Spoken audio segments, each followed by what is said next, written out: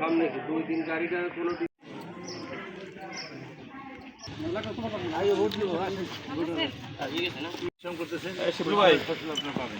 আমি বিজেডি অফিসের সাথে কথা বলছি।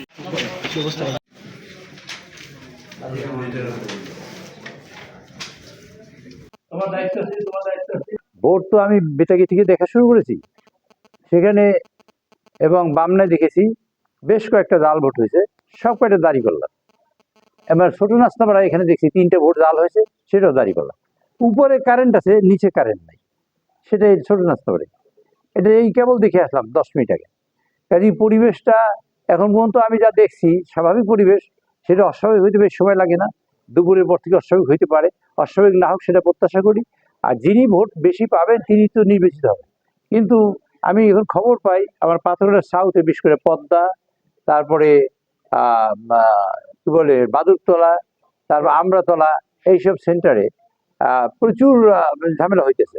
এক লোক তার মাকে নিয়ে আসছে ভোট দেওয়ার জন্য, তার মা হাঁটতে পারে না, তাকে লাইনে দাঁড়িয়েছে, তাকে বসাই রেখেছে।